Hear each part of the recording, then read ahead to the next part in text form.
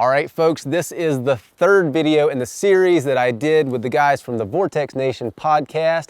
In the first video, we built self bows.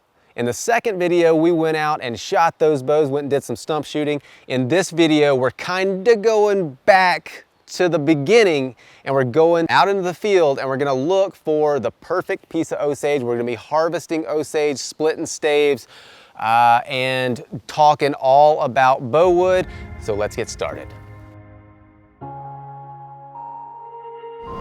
All right, very shortly, we're gonna be pulling back into the Hayes Ranch. We're gonna pick up clay and we're gonna head north. We're heading to the North Country to hopefully find an Osage tree. I don't think Jim and I even know what these things look like. I know I don't. So we're gonna get to see those, get to look at it, look at the bark, look at the twist, see how they're shaped, and really break down what's gonna make a good Osage stave, how to cut it, and everything that goes along with that. So we're about to hang a left, get clay, and buckle up, because we're gonna go look at some trees. It says press button to enter on the sign.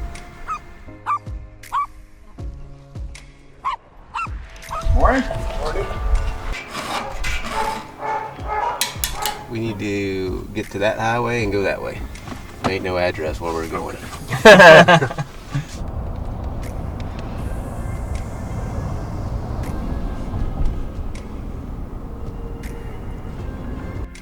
So we are in central Alabama. We're just a little west of Montgomery.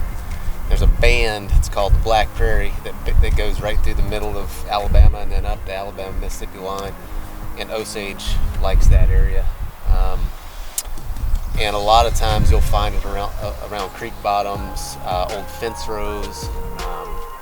The homesteaders actually, especially in the Midwest, Oklahoma, if you go to some of those areas in Oklahoma and drive down those section roads, it's just Osage as far as you can see in straight lines. And they would use it, it's a thorny bush, or it's a shrubby thorny thing, and it's got these big, we probably won't find any right now because they come in the fall, but the actual fruit, the orange looking things, they look like a green orange. They're just kind of lumpy like that, and they would take and gather those things up and let them rot down and grind them up into a slurry. And then they would disc a line and go and just pour that slurry in that line, and it would just grow up into this nasty thorny hedge, and they'd make fences, living fences that way. Interesting. And all of those, you know, they're still there hundreds of years later. A living fence. It is. Well, I never put any thought into it, but I guess that's why they call them hedge apples. Hedge, yep. Okay, because it's part of a hedge. They're not. People don't really eat them though, huh? No, they're not anything you'd want to eat. They actually used to, when you cut the fruits and when we cut the tree, you'll see there it exudes this like almost latex sap, sticky stuff, and the fruit does the same thing. But they used to use it for fly poison back in the day. No kidding, poison. huh? Yeah. Let's get as much of that as we can get. I was gonna say we could use some of that. Look it up. I wonder if you eat it, if you become fly poison. Oh, And you can just like That's not a risk I'm willing to take. just fly out, just drop out of the air. you could just try to smear some on your face. That's a good idea. You go first. I'm always willing to try anything to get rid of bugs. All right, so let's walk right down here. I know there's some just right off this corner. Okay. Like the big characteristic that I look for, like if you look at those branches, you can see that they have these arcs to them, right? Yeah. So it'll arc, and then there'll be another branch that comes off that arc. That's not a great example, but when we find one that's really good, like it's very obvious. Okay. You can see, I mean, there's this one right here that's just in front of that pine. You can kind of see that happening with some of those branches. If you look up They're top. already making bows out of themselves. That's right. Of course, we've got thorns on them like that, Okay. and then those little flower buds. And these guys, they're just kind of starting to leaf out right now then, huh? Yeah. Yep. And there's poison ivy all over the place, so watch that. Okay. So, got kind of a characteristic bark you can look for, and a lot of times, I mean, they have these this green moss that grows on them all the time. Okay. So you can look for that. And then this one looks like a pretty darn good one. This one's pretty good, and I thought about cutting it last time I was here. I thought about cutting this one, but it's I mean, I'd have to drop it into his yard. Okay. So I just left it. I think I walked around this place last year and didn't really see a whole lot, but I mean, this one would actually be a pretty good tree to cut. You've got this long straight section. You know, you do have some knots on it, but there's half the tree, like this half the tree here is actually pretty clean. Yeah. And I can look at it. Doesn't have a lot of twist to it either. Like there's a little bit of twist right here, but from here up, I mean, it's straight. And so when you split this log, it's going to split pretty straight and have just a little bit of twist down at this end, but that's not going to cause any problem at all. What about where it kind of splits up there, and then that big branch cuts to the right? I mean, I guess you'd have a lot of knots coming off that thing, but could you make a bow out of that piece up there? Yeah. So what I would do if I were going to cut this tree, I'd cut this down. I'd take this good section, maybe from here to, like, say 6 foot, and then I'd cut that, and then like from here to that first branch, you've got another.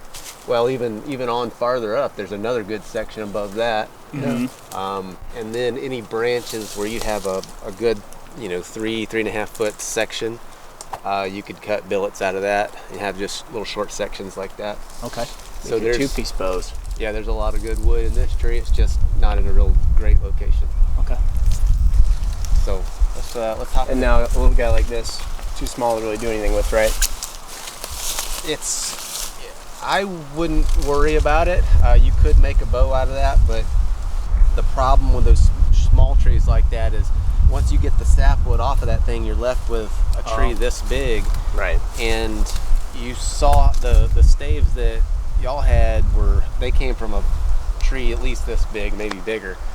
And so that makes for a flat back. When you follow that ring, it's pretty flat across there. Yeah, otherwise your bow's kind of like scallop shaped. Yeah, it has what they call a high crown on the back, which creates problems because if you think about when that bow's drawn, like all that tension force is forced into that really narrow back. Oh, yeah. So because the farther you are, if you cut a bow limb in half front to back, there'll be a neutral plane where there's no stress. On the compression side, you've got compression. On the tension side, you've got tension. But the farther you move out from that neutral plane, the more stress in both tension and compression you get. And those high crowned backs like that, their back is the farthest point from that neutral plane is all in that crest of that crown, and that can create issues there's ways you can get around that, but that's for another time.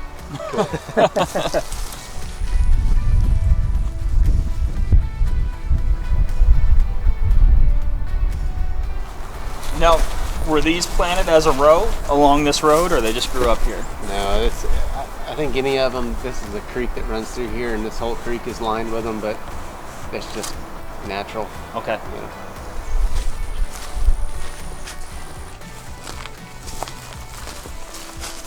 What about... That's an Osage right there? No, this is a red cedar, eastern red cedar.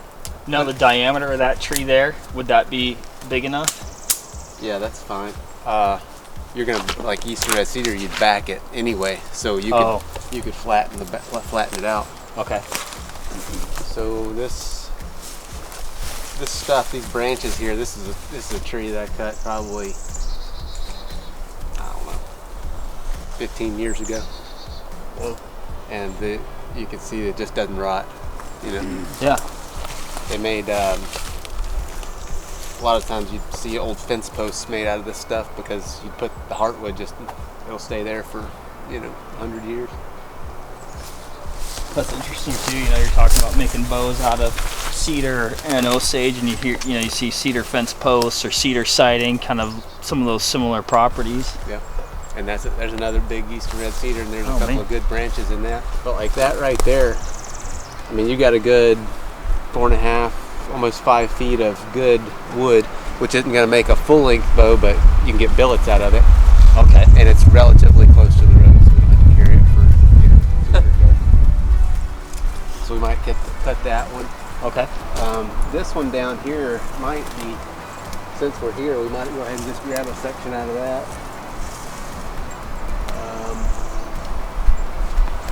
That'll be good to start with. What's this bag here? Osage. Is this a huge Osage? I mean, it's a big one, but it's not. It wouldn't be like out of the ordinary to find them this big. Oh. There's a couple of good sections in there, but I don't really think I want to mess with it today because there's poison ivy all over it. Mm-hmm. And the top's all hung up. It's kind of like a big job. That section right there would be good. Yeah. Got some billets down here. But then there's a lot of just not very usable wood there.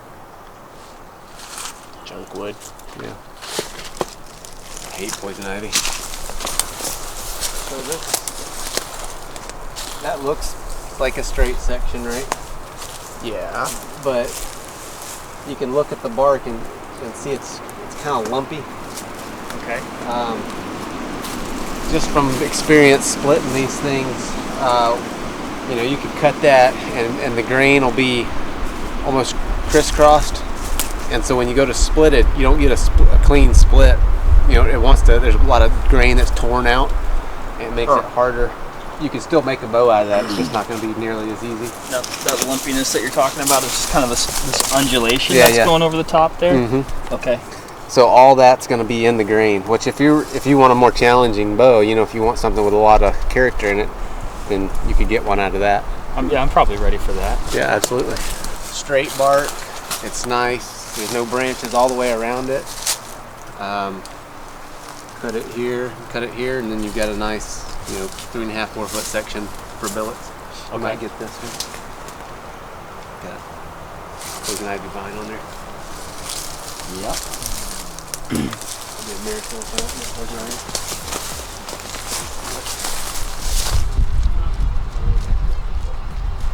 Signals all of them to bite you at once, so they cover you, and then they all start biting you at the same time.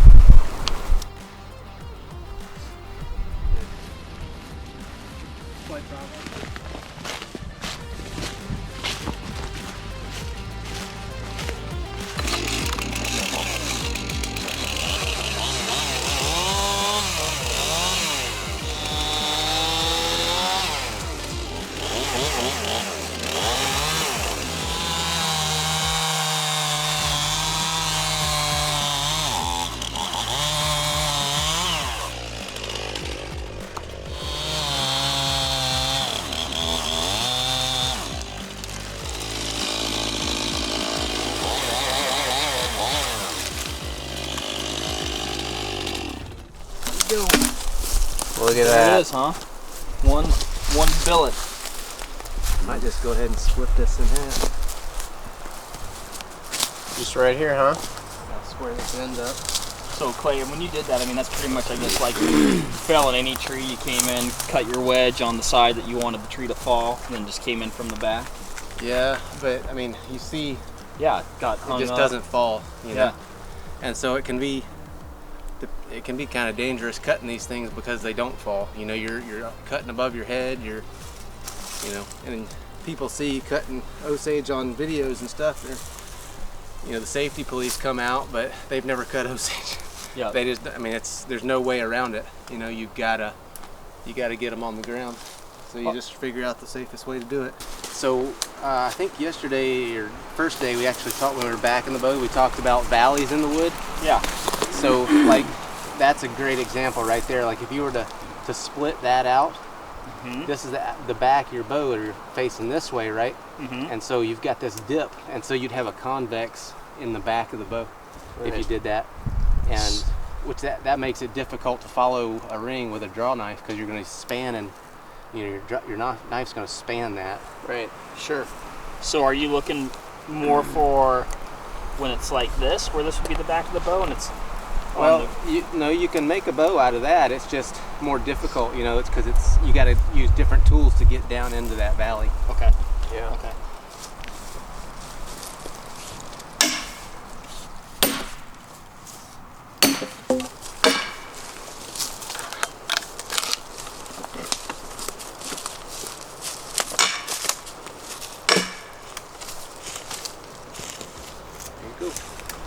Cool.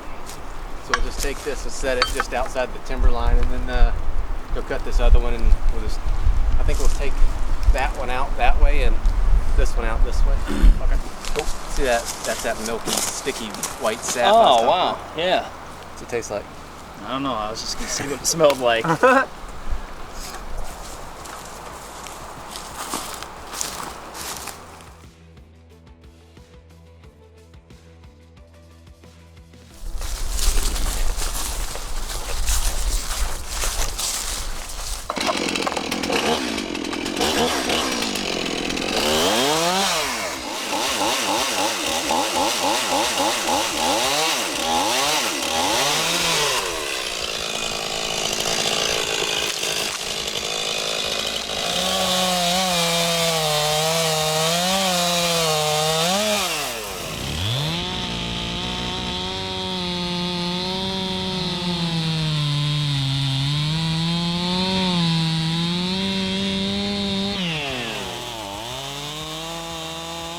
Yeah, that stuff just running out.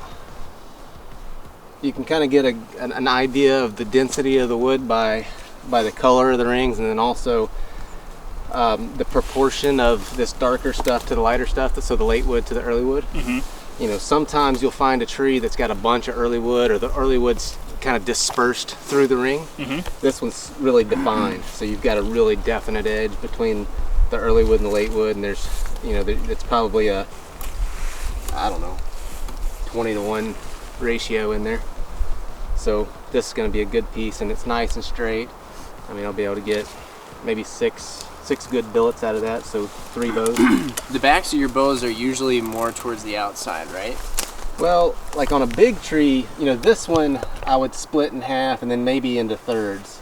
Okay. Right? So you'll get 6 all the way around. Okay. But if it's a big tree, let's say this one was, you know, 14 inches diameter, well, you can do that. You can split it in half, but then you can also split wood off the belly side. So you can split it like this. Oh, wow. Yeah, too. So you could make a bow with the more inside stuff and the outside stuff. Okay, I didn't know if there was something more desirable about the outside, or if it's basically all this late wood ends up being kind of the same.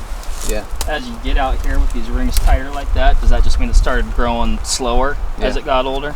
Yeah, so generally what happens is, you know, these trees are, you know, they just get bigger, and as they get bigger, it's more competition with their neighboring trees. Right. And so it slows the growth rate down. That's awesome. Super cool. Stick bug. Oh, wow. Is there anything about, like, is there any indication about how the tree grew when you have, like, let's say this ring out here where it's wide right here, but then it's kind of narrow all the way around, or, you know, gets wider over here? Does that have any indication, like, does the tree grow more on this side than it did on that side, or is that just kind of happenstance? That's a good question. So if you notice here, the rings are super thin, and here the corresponding same ring is a little wider. Yeah. So that's simply a result of that tree leaning. Okay. And so this is called compression wood and tension wood. So the tree will compensate because it's having to hold up more weight. So these fibers, theoretically, I've never like put it to the test, but they say that these fibers under here are actually better in compression than these fibers, and these, because they're on the tension side of the tree, are better in tension. That's interesting. Yeah. And those are just crazy tight right there. Yeah. Cool. I dig it. Are we gonna split this one up before we take it out too, or? Yeah, might as well. We'll throw it out there somewhere. Go ahead and split it in half, and we'll carry it out. We'll find our I tools. lost my stick bug. Oh well. He'll be happy. If you know what, if you love it, set it free.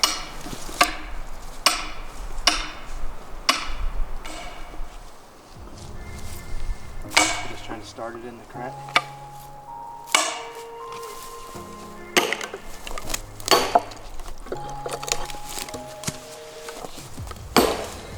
Well, carry it out.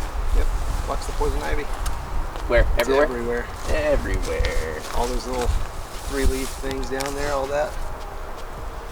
Everybody always says it's got 3 leaves. That right there. 3 leaves and a red stem. 3 leaves, red stem. Red flower, blue thorns. Instagram Mark, you get everything needed back there? Oh yeah, no.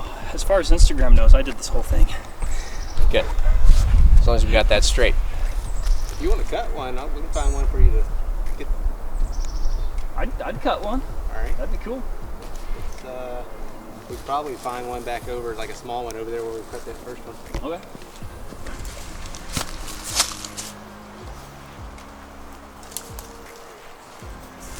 If I was gonna pick a piece of wood out of it, I would think from there to there. That's a good one. And then this one right here. Oh, that one too, huh? It's a little small, but it'll still work. Okay.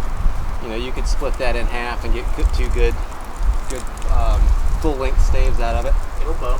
It'll bow. The grain on that looks super straight. At least it appears. Yeah, that's a good straight piece. Or like the grain of the bark, I guess. I don't know if that's considered a grain, but This one's got that funny guy on the back. Yeah. Coming off of it. yeah, does that little hump there kind of?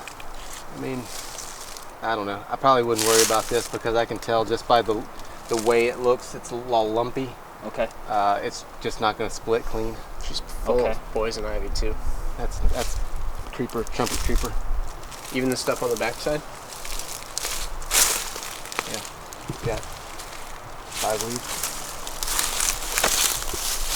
I can't identify anything in the woods. I'm just going to stick to calling out cars on the side of the road.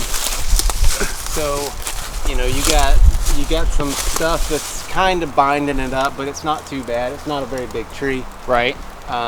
So, I would it's already leaning that way. So I might just cut a little wedge out of it just so it doesn't bind up. Mm-hmm. Or, you don't even really need to do that. You just come in from the back and cut it straight. And it'll fall part of the way and then do whatever you got to do to get it all the way on the ground. Yep.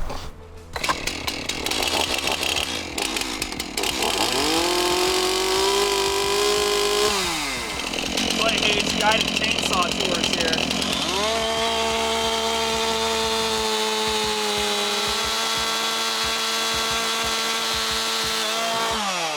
Well, it's down.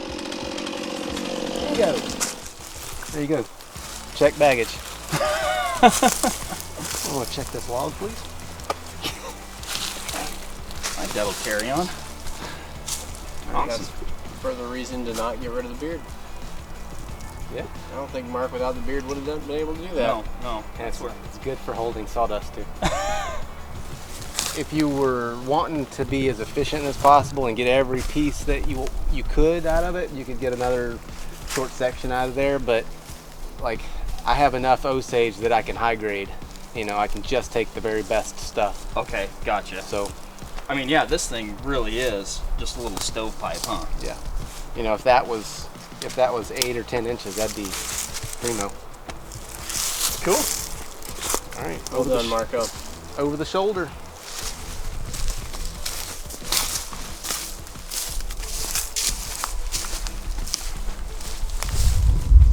Well, Clay showed us how to find an Osage tree. Mark seems to be picking it up pretty well. I'm still working on it, as with most things, finding vegetation-wise. But anyway, we chopped some down, we split some up, and we got to see what our bows originally started out as, or at least a good idea of what our bows originally started out as. So, yeah, thanks, Clay.